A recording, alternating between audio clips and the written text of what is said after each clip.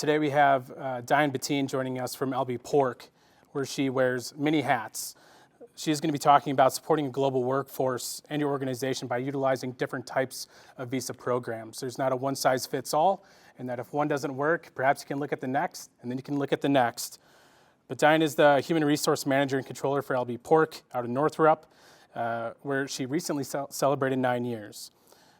She wears a lot of different hats, ranging from her HR duties to managing the different types of visa workers, overseeing the financial accounting, and supervising the office employees. But she's been involved with the pork industry for many years, where she was the president of the Minnesota Pork Producers Association. She served on the National Pork Board from 2003 to 2009 and chaired the Domestic Marketing Committee from 2010 to 2012. She also served a 2-year term on the National Pork Board Nominating Committee and is currently on the NPPC Labor Security Task Force and remains active in her local and state pork organizations. A fun fact about Dianne, both of her children are working in the swine industry. So please help me welcome Dianne Bettin. So you said, I've been working for LB Pork for 9 years. It's been a great opportunity. I didn't know anything about HR when I started there. I just knew a lot about the pork industry and knew a lot of people. But needless to say, I've learned a lot about it. They've been in operation since 1920, just celebrated 100 years. Century Farm had a big party, and it's a great family to work for. They got started real early with international workers because Lynn, who's one of my bosses, was a J1 trainee. Any of you that have had experience with visa workers, J1 is one of the visas that we use. He was a J1 trainee in Denmark. And so it kind of introduced him to the program. He came back to the farm, started farming with his brother, and that's how we got started. You can go to the next one. So we have had, right now I just brought in someone from Brazil, and he was our 159th foreign worker. We've had 6 continents, 21 countries. I don't think we're ever going to get to 7 continents, but we'll probably have some new countries. We just got Jamaica last summer, so we just keep trying new places and new people, and it's been a lot of fun. But you know, the next one. We're unique. I don't know how many of you know much about the pork industry, but LB Pork is a little bit unique in that we don't manage our sow farms. We manage all the wean to finish.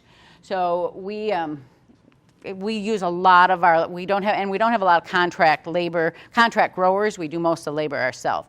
So we're a little bit backwards from what a lot of the pork operations are, but we also have a feed mill. We haul all our own pigs.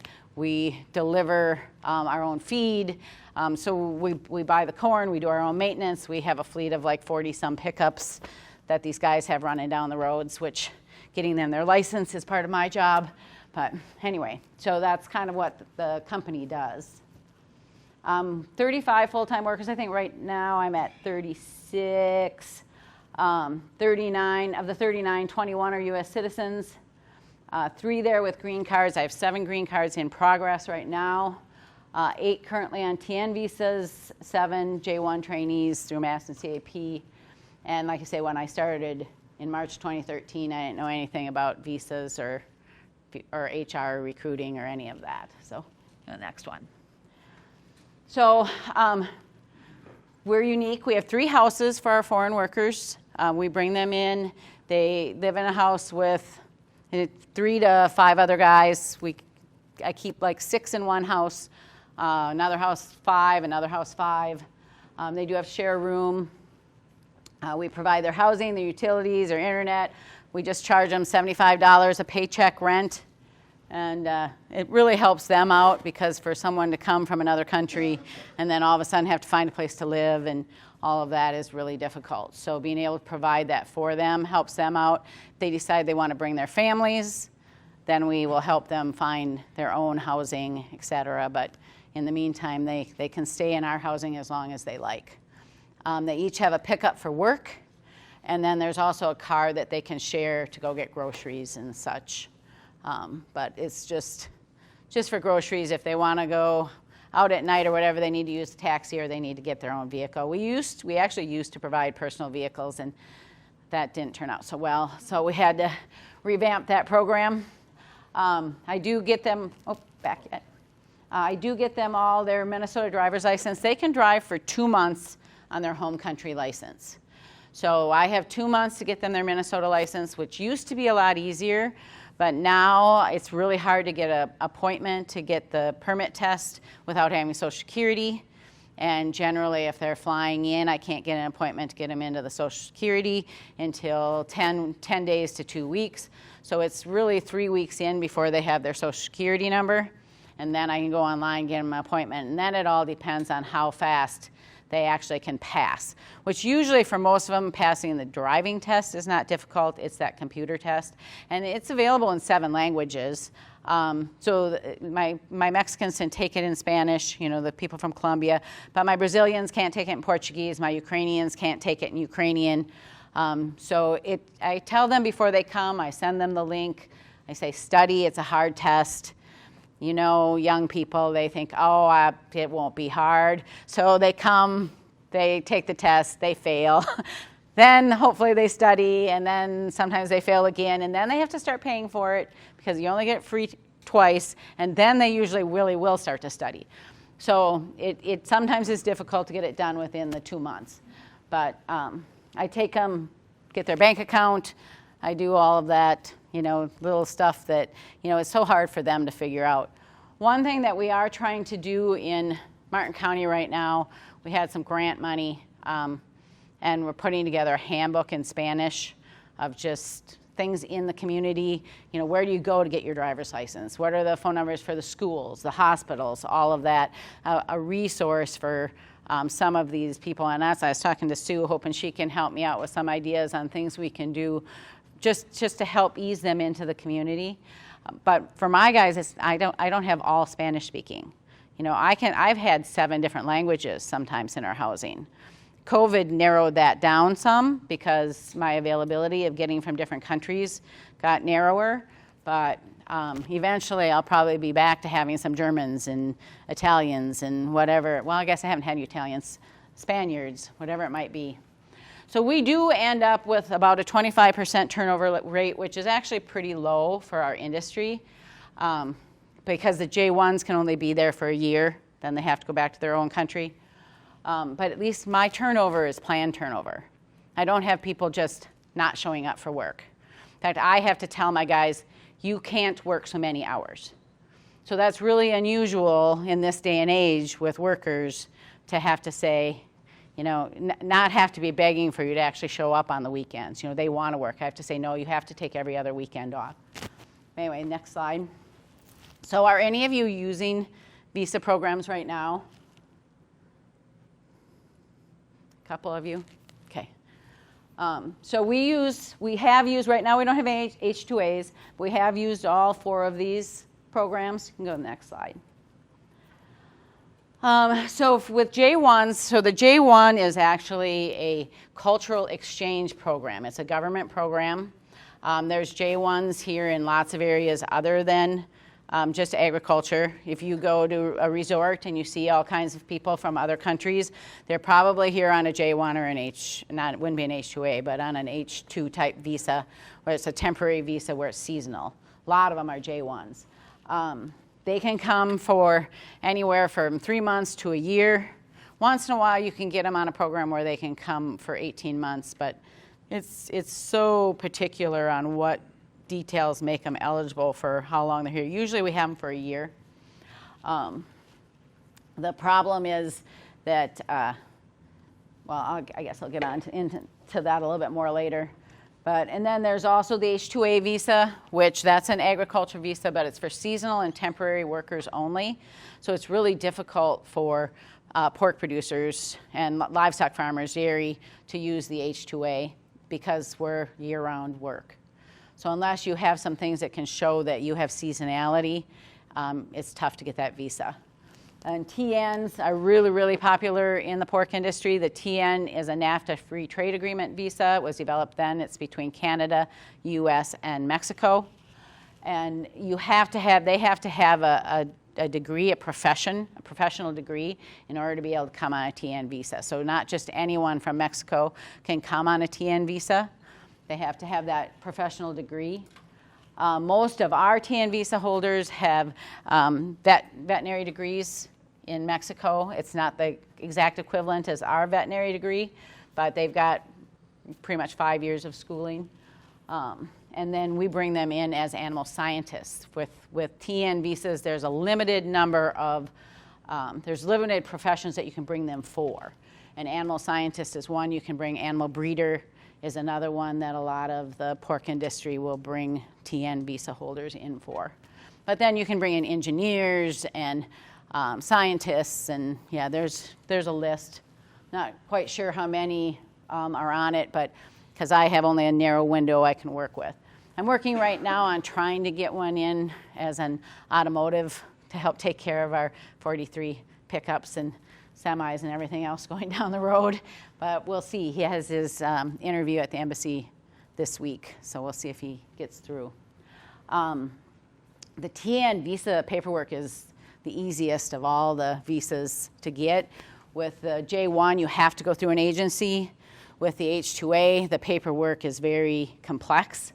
And so to try and do that on your own, it's really, they get sent back for a lot of different reasons, so it's really complex. The TN visa paperwork is easy. I do that all myself. A lot of people go through attorneys on that, but it's expensive, so I do it myself. But if you're getting started, you know, sometimes it's better to just have someone walk you through the process. The recruitment is what we had kind of struggled with.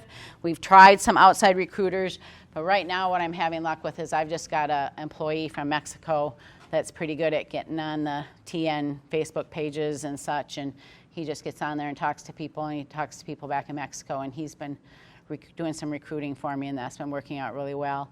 And we also give a referral bonus to our current TNs that if they've got a friend, they bring them up. If they get so much money when they bring them in, and then they get more money if they stay 6 months. So, and the TN visa is generally, we apply for them all for 3 years. It's for up to 3 years.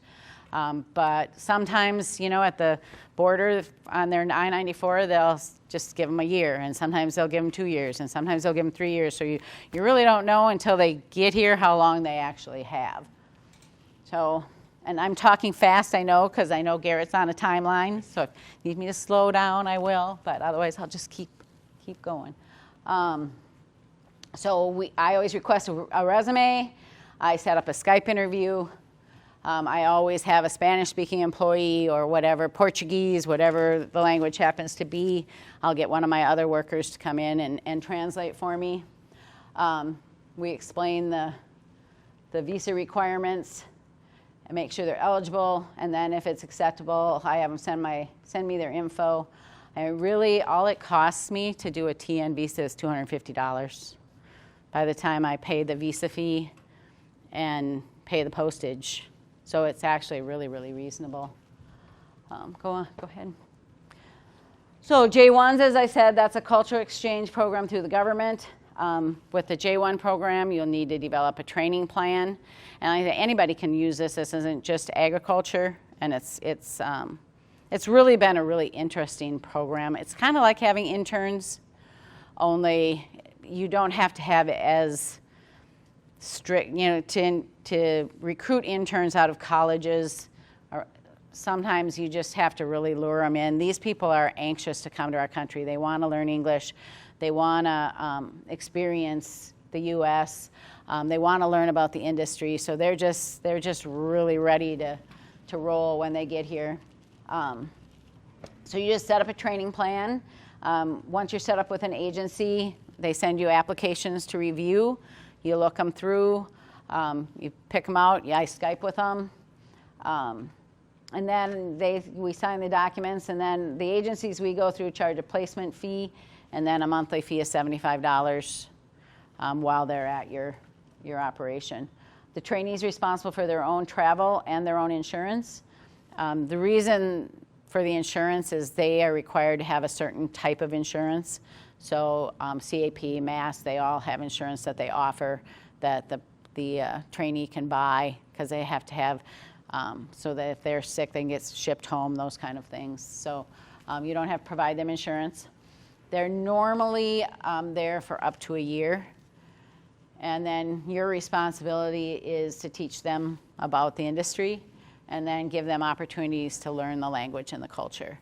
And we really do follow the guidelines of the program. You know, it's not supposed to be just cheap labor. It's not supposed to be you're just bringing these people in, you got them for a year, you stick them in a place and they don't get to do anything, they don't get to experience anything. We've got a bowling party tonight for all our employees.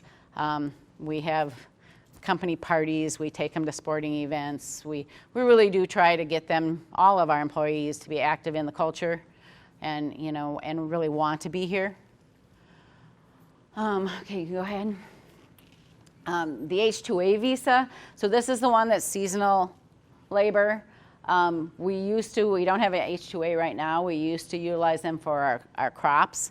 We're really, really hoping, and this, I know we're not supposed to talk politics, but I'm not talking one side or another. I'm talking all of them need to work together to get us a visa that will work for year-round livestock.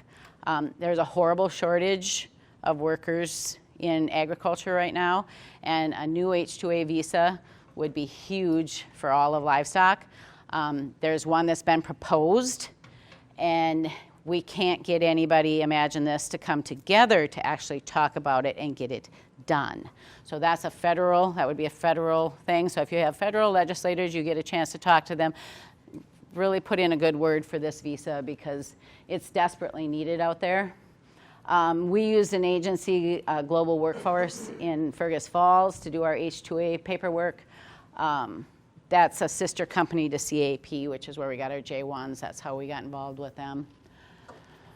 And we would bring them from February 1 to December 1, but sometimes you'd apply for them to be there at February 1, but by the time they'd get appointments and get everything, sometimes they wouldn't get here until April, May. I mean, you never know, really. So it's really hard to plan when you're counting on these types of visas, and they get tied up in gridlock in the embassies, et cetera. And that happens in Mexico too. Right now there's a problem. You know, we have a lot of Mexicans that come from Monterrey. They can't get an appointment in Monterrey. I've got one of my TNs is back in Mexico right now trying to renew. He's from Monterrey. He couldn't get an appointment in Monterrey till August, so he had to fly to Merida, which is down by Cancun, to get his appointment so he can get back to us. And you know, you can do renewals stateside, but the paperwork again can be it's much more complicated paperwork to do a renewal stateside than it is just to go back to Mexico and do it there. Plus, they want to see their families. So generally, most of the time, our guys have went back to Mexico to do it, but with the delays in the embassies right now, it's really a problem. And we ran into that with J1s during COVID. I mean, we were really stretched for workers during COVID because none of these embassies were open. We couldn't bring J1s, period. We could get TNs out of Mexico, but the embassy issues were a problem. It really was a struggle, but now we're starting to get back up to our normal quotas of people. So anyway, we really like the H-2A program, but we need something that's year-round. It is the most expensive of all the visas because you have to pay their plane fare. You have to provide free housing. You can't charge them anything for the housing. And then you have to pay a designated wage. You can't pay anyone else. Basically, you really can't pay anyone else less than you pay them, or you can get in trouble with DOL. And then there's visa fees to Department of Homeland Security, the placement fees, and monthly fees to the agency. So it's the most expensive of our visas. The thing that we like about it is it lets us bring back former trainees and people that maybe came on a J1 and now can't come back for 2 years, because with the J1s, once they go back to their country, usually they can't get another J1 visa for 2 years. You really like the guy, but you can't get him back. So we've used the H-2A, bring them back, put them in the cropping operation, but we've just decided right now it just isn't fitting very well. So next. So the Labor Security Task Force that I'm on, there's a number of pork producers from around the country. They're involved. It's through MPPC, and we work on different issues, mainly talking about trying to get this new visa. And then, if there's any opportunities within the current H-2A program, green card opportunities, those types of things, we discuss that. Next. And these are kind of old slides. I had them in here from another talk, but it just kind of shows the low unemployment rates in agriculture areas where there's a lot of pork production across the country. Shows why it's so difficult for us to get labor. You look at Martin County, we're the #1 pork producing county in Minnesota. We're about #6 in the country, and we have very low unemployment rate and not a lot of people that are interested in ag labor, even though we're an ag area. So it is a struggle. Go ahead. So this Farm Workforce Modernization Act would allow for 3-year visas instead of the 10-month limit. And right now there's a cap in some things that hopefully they would be able to work out in conference committee. It passed, I believe it passed one, I think it passed the House, but it hasn't been heard in the Senate, and who knows when it'll happen. And then it simplifies a lot of the processes, and we just keep crossing our fingers, but I don't know. I just don't seem to see much progress. Go ahead. So what works about the visa labor, they show up to work every day. They rarely call in sick. I have to tell them, like I said, I have to tell them you can't work so many hours. We can only afford to pay so much overtime. We do let them work overtime, but we got to put our foot down somewhere. We get to bring young people from around the world. We see different skill sets and work habits. It's kind of fun to see, it's like, okay, so I'm a stubborn German. It's kind of fun to see the different attributes that you see in the different cultures. We have a really good time. I have my J1s. Some of them will come and you can tell when they're from a country where money is a real issue, because they'll save and go back with so much money because they live in our housing. They don't have to spend a lot of money. And then I've got, usually it's the Brazilians come and they go back with less money than what they came with because they're having a darn good time. So it's a lot of fun. But again, it's planned, oops, I think backward. And then the TN program, like I said, it's easy to use. It's just a matter of finding the people. Okay. The problems we struggle with, embassy issues, politics, like I said, no guarantees that the people you interview will actually make it here. Sometimes it seems like the reasons they get turned down make no sense. I had a young man from Brazil that had been trying to get here on a J1 for 1.5 years during COVID. He actually traveled to Chile to see if he could get in through a back door. They sent him back to Brazil. And then he got turned down at the embassy in Brazil because they said he didn't have enough home ties that he'd want to go back. We had a wife in Brazil that was staying there. So I think it was just the person at the embassy that day was having a bad day. And you deal with those things that are just really disappointing. And then getting back the good ones, like I say, we'll have guys come that we just fall in love with them, and then you have to say goodbye after 1 year, and you can't get them back for another 2. And that's really sad, especially when they want to be here. Housing, most of the time everyone gets along. Usually what I deal with is I'll have, you have the mix of the neat freaks and the not so neat freaks, and then they don't always get along. And I always tell them, it's like, you guys are adults, figure it out. If you can't figure it out, okay, come talk to me and I'll talk to the house. But, sit down at the table and do a schedule or something and figure it out. And then we have had a few culture clashes, but really very few. I tell them all that when I Skype with them, that, you're going to be living in a house with a bunch of guys from other countries. Are you okay with that? And of course, they all say yes. But it's always interesting. I have almost everyone that comes to me when I'm going through the rules on, drinking and driving and smoking in the houses. And it's like, oh, I don't drink. Oh, I don't smoke. And then the next week you see them out and they got a beer in their hand and they're sneaking out the back door to have a cigarette. It's like, okay, you don't have to lie to me. I'm just telling you, you can't drink in our vehicles. You can't smoke in our houses. I don't care what else you do. But So it's funny. You can't always go by what they tell you. One of the biggest problems we have is we require that they learn English, because we have so many different cultures. I'm not like a sow farm where they can go and they have a manager that's bilingual and they can speak Spanish most of the time at work. They have to be able to communicate. One of my wean to finish managers is Ukrainian. He doesn't speak Spanish. One of my wean to finish managers is Portuguese, is Brazil, so he speaks Portuguese, which transfers over a little bit, but it's just, we tell them all before they come, they have to learn English. Some of them work hard at it. Some of them don't seem to work at it at all. And that's probably our biggest struggle. And then I talked about the driver's license issues. Another one of our biggest struggles is the families. So we encourage them to be able to we want them to bring their families, we want them to be happy. The problem is when someone comes on a TN visa or an H-2A visa, the spouses and the family members can't work.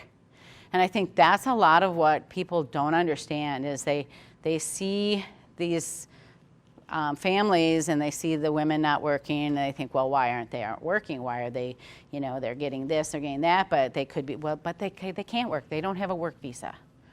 So that complicates it in the fact that, for one thing, we all know how difficult it is in this country to live on one income. Most people that grow up middle class, we got both people working if you want to have a really good quality of life. So they're limited to one income. Two, it's harder for them to assimilate into the community because they're not out working. So they're not out making friends. They're not out, it's harder for them to learn English because they're not out in the community. They can get a driver's license. They just have to, you don't have to have a social security number to get a driver's license. You do have to have a valid visa. Well, they're coming on a valid visa. It's a TD or an H4. So they can get a driver's license, but they can't get a job. So that's our biggest frustration.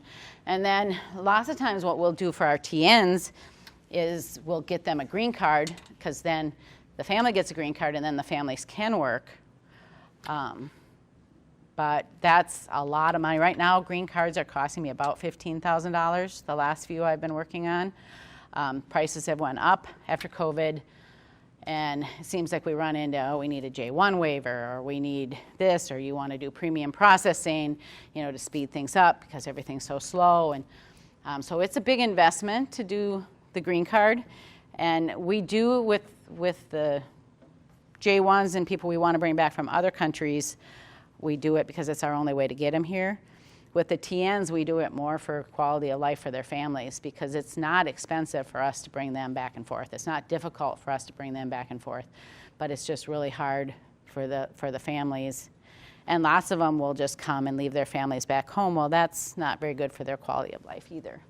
So then the other problem we have is lots of times, even though we get the green cards, we do whatever we can, the spouses just really want to be by family. So we've lost a number of really good workers because we had a 20-year employee from Brazil that his wife just didn't want to be in cold Minnesota anymore, and they went back to Brazil, So that's a struggle sometimes, is you've transplanted these people into a new culture, a new environment, a cold environment, and so keeping them happy, sometimes it's not just keeping them happy at work, it's them having a happy life all around. And that's why the community programs and things can be so important, because involving them in the community and making them feel comfortable would make a big difference, I think, for a lot of them.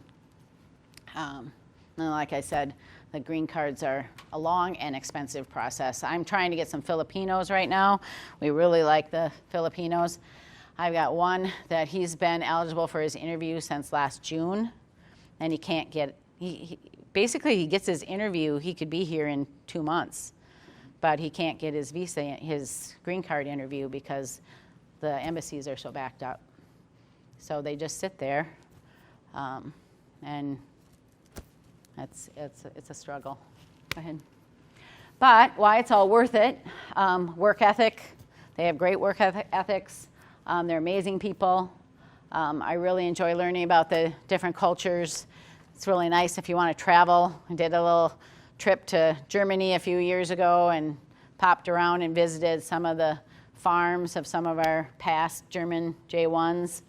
That was really interesting. The team becomes a family since most of them don't have family here. Like I said, we got almost all our employees are going bowling tonight. And then I had a gentleman who does a lot of TNs and different recruitment asked me one time when I was speaking on this, what I liked about our foreign workers, and mostly then we had J1s, we didn't even have many TNs. And I said, well, I get to be mom to a bunch of great young people. And then he said, well, what don't you like about it? And I said, I have to be mom to a bunch of young people because sometimes having to be bad cop, But it is what it is. It's really been a great experience all around, and I just wish it would get a little easier.